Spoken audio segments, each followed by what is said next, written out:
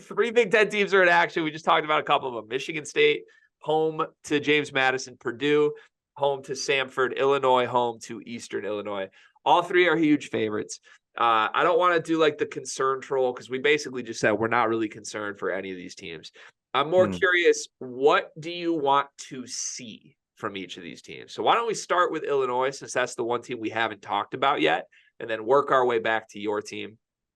Illinois, Eastern Illinois, I think they're 27.5-point favorites. The Illini are. They looked great against Kansas. What do you want to see tonight in their first game of the season?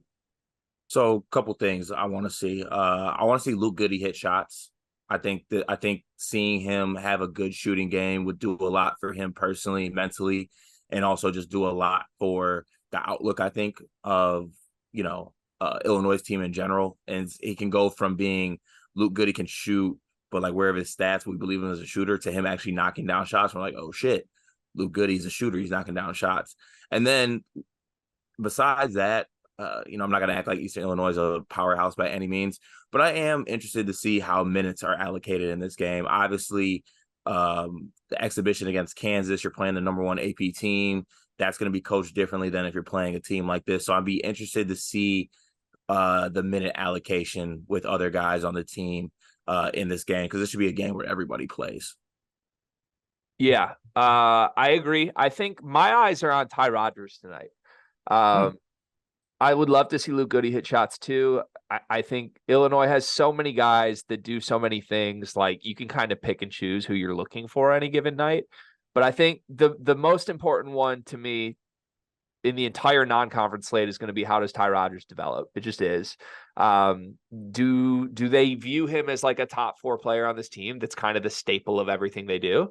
Or is he just the guy who starts games and then is on the bench at the end of every game? And he's there, but he's just not a guy. It's one of the two. Like, I don't know that it's necessarily going to be in the middle. Like, either he is one of their best players, or this is kind of just an experiment from Brad. He looked really, really good in the first 6 minutes against Kansas, right? Like, he was stuffing the stat sheet.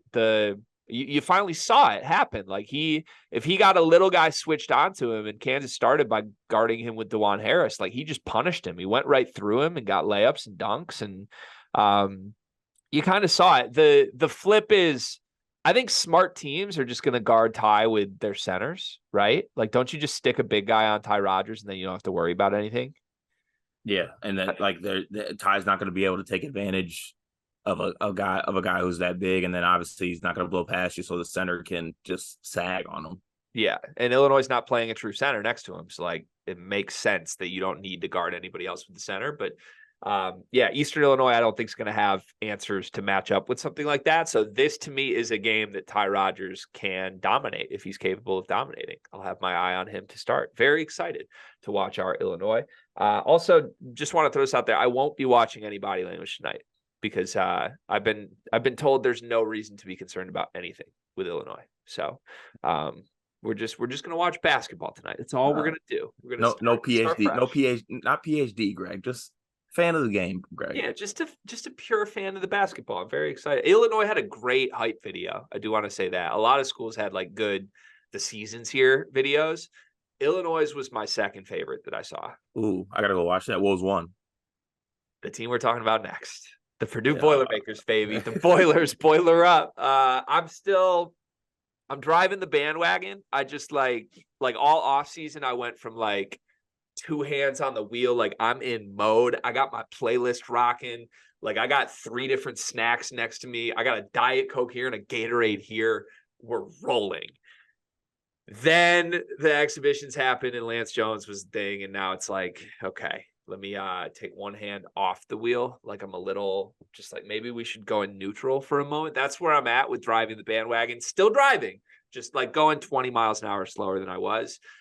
Their hype reel almost got me fully back in, though. Like, they did the voiceover hype reel of like, this is personal this year. And I'm in on that energy for sure. They play Samford. We alluded to it earlier. Samford is one of the few teams that a top 25 team is playing tonight that like has a pulse and is pretty good. Like, Samford can cause teams problems. That's a good basketball team. They don't have a great defense. They finished a little over 200 in KenPom last year. So I think if you're looking for Zach Edey to get back on track, today could be a good game to do that. What do you want to see? Same question we did with Illinois. What do you want to see from Purdue? So this is gonna have a little bit of shock value to it. And I mean this in the nicest way possible. I'm actually have my eyes on Zach Edey and what he does in this game. Because if you think about it, like once somebody does something like 3 times or does something kind of 3 games in a row, it's not like a one-off thing. It's more of like becoming a pattern. Yes, I believe in Zach Edey. Yes, I believe that he's going to repeat as the National Player of the Year. There will be just a little crevice, a little millimeter of just what's going on if for 3 straight games we don't get not one Zach Edey domination. And he's playing another 7-footer on Samford, and Zach Loveday, I believe his name. That's your boy, correct? The Baylor transfer. I am a Zach Loveday guy. I'm not gonna lie. Yeah, Zach Loveday guy. He's another 7-footer. Played at Baylor. So yeah, it's someone who can match up height wise with Edey. I'd be a little bit like, if we're getting like 3, that's the 3rd straight game where all we're getting out of Zach Edey is like, and this sounds bad, all we're getting is like 15-10 or 15-8. Yeah. So the thing about Zach Loveday is he's Zach Loveday. Like a notable player, like fun to throw out if you're talking like, ooh, why is Samford gonna like really have a great conference season this year? Absolutely. Talk to me on some Zach Loveday. If you're talking like he's matching up with the National Player of the Year tonight, he's Zach Loveday. Like there's not, I think Edey, if he wants to, is going to be able to do whatever he wants this game. Loveday is a good player, profile guy. Like he went to Huntington Prep. He is absolutely a high major caliber big, in my opinion. He's not like a defensive stopper though, even though he's 7 feet tall. Honestly, Loveday, this might sound a little stretchy to you. I don't know. Let's see what you think. He kind of reminds me of if Mitch McGary was just like sapped of his powers, like Space Jam style.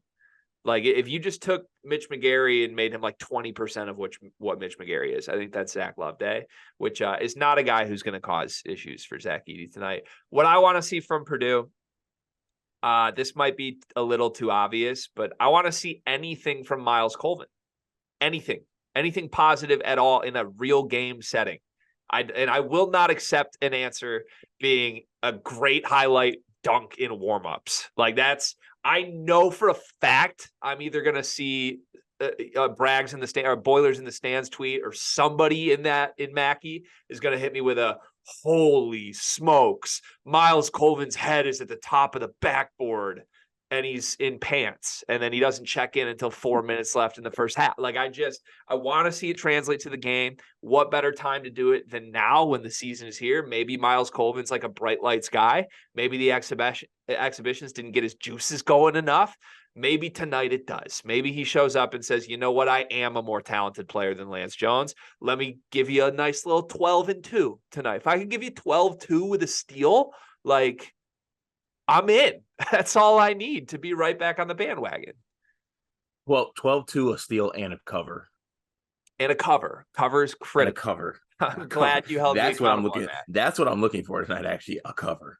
Yeah, absolutely. So one of my favorite things about, opening night is you really get to start to separate, the pros from the Johnnies. And that's what I'm looking for in the Michigan State game today. Michigan State, James Madison, a team that, in my opinion, is a top 5 team in the country. You would say they're full of pros. James Madison, no offense, but team full of Johnnies. Like it just is what it is. A little bit of a caliber difference, even though things got to proceed as they are. So what's your script for Michigan State tonight? What are you looking for out of your Spartans in their first live action? I'm looking for the young front court players to I don't want to say outminute the veterans, because I think it's too soon for that, but I want it to be closer. I want it to be closer than it was. What does closer look like to you? Like what's a number that you come away super excited about? Like center position in general, I think that Carson Cooper needs to out-minute Mady Sissoko. I'm bad at dividing minutes up. I hate when people ask me that question. It literally puts me in the biggest tizzy of all time, because I always just get it wrong and it kills me. But this might be wrong, but I need like Carson Cooper to play like 22 22 to 25 minutes, I guess, at the center spot, and then the rest divvied up between Mahdi and Booker. And then also the 4 position, I think it should be a little bit more even. I believe Malik Hall played 29 minutes against Tennessee, or 28. I think more minutes need to be divvied up to Carr and Booker in that spot. Okay. Yeah, I'll be more pointed. I think you're about you're on the right track of where my head is at. The only one that super matters to me tonight is Xavier Booker, because I don't, as long as they win, how many minutes these guys play in November truly doesn't matter. Like we can talk about it and project to March. The point is, like, we need to see the trajectory and the intent from the coaching staff that these guys are not just like end of bench guys. And there's reason to believe they're going to be higher when it comes do or die time. We were told after the game that Xavier Booker's minutes were limited because he missed what was it, shoot around? Shoot around. Shit, honestly, that's one thing I want to see. I want to see all the guys get to shoot around on time. Please. So I buy that, first of all. Like, I do believe Xavier Booker played less minutes than he would have because of a punishment. That's real. What would you set his over-under at, though? Like, how many minutes did he actually finish with last game? Was it 8 minutes? 8, I believe. What would you set his over-under at? Because I think I would still set it at 8. Like, I believe Izzo that he punished him for that. I don't know that I believe that Izzo was going to play him way more if he showed up to shoot around anyway. Really? I would set the over-under. I would set the over-under at like 13.5, maybe. Okay. But I get, like, who do you think those extra Booker minutes went to? Like, did Malik Hall just play 8 more minutes than he should have? I mean, probably Carr, Mahdi, and it literally was just Mahdi, Carson, Carr, Malik. That's the only people that got the minutes. But I think, like, Carr didn't play a crazy amount of minutes. So, like, if Booker's coming back and taking minutes, he did play. He did play. Well, because Malik played 29 minutes. Right. But I'm just trying to do the math on it. We're not a math podcast, but it's like there's only so many minutes to go around. To me, you look at this roster, the crunch is at the 4. The crunch is not in the backcourt because all those guys, they're nasty and good and they're going to play. Like, the crunch here is you have 80 minutes combined between Cooper, Mahdi, Carr, Booker, Malik Hall. Night 1, most of those minutes went to the guys you don't want them to go to. So, again, we were told it was because he missed a shoot around. I just am skeptical. Like, the more you think about it, like, okay, Izzo said he wanted to play Booker more. How much did he really want to play him? Was he going to play 20 minutes? And where did 12 extra minutes go to Malik Hall's 29? Did 12 extra minutes go to Cohen Carr? Like, can I say something that's going to hurt me to say and agree with you on in this case? Yeah. Because I actually do agree with you, because in my eyes and in my experience with following a Coach Izzo-led team, when guys miss things like that, they don't play. Yeah. Like, I was surprised he got in after missing shoot around. Yeah. So I tried to do my little spin zone where, like, oh, he's so talented that, F shoot around. Like, he's that good. Like, you got to get him on the floor. We need him on the floor. But I don't know. I will be disappointed if Xavier Booker only plays 8 minutes in this game. Let's say that. I would be disappointed and sad. Yeah. My guess is that Izzo probably wanted to play him like 12 minutes, like one extra shift. Maybe he didn't check in till 8 minutes left in the first half, I think, or right around there. Like, maybe like 6 minutes. Maybe he would have got a run at like the 15-minute mark if it wasn't for shoot around. But it would have been a quick run. It would have been like an in for a minute, out for a minute, like Izzo does. I don't think, like, I'll be shocked if Booker plays like 20 minutes tonight. And I think Izzo exaggerated a little in, like, oh, I punished him. Like, yeah, somebody has to get crunched, man. Like, it's either Carr or Booker, and we don't want Carr to play less minutes. So I think Izzo trusts Malik Hall too much. I don't think Malik Hall is going to go from like 29 to 18 because Xavier Booker's back. But that's what I would want. I want Xavier Booker to play sizably more minutes tonight. That's the goal. And we'll see if I'm right or wrong. Kid's really talented. Crazy move by him showing up late to shoot around, though. Crazy move. Yeah. That's once again, you've reached the point in the segment of the episode where I dip into my D3 playing days. For the love of God, man, if there's one thing you want to be on time for, is get a game of shoot around. Like, that's the one thing. Crazy move. Okay. Insane move. Any final words on Michigan State? That's your team. And the season opens tonight. It should be a very special season. I know you're excited about it, as you should be. Any final words?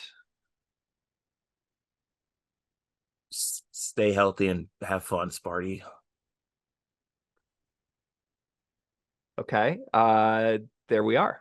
Let's move on. Stay happy, have fun.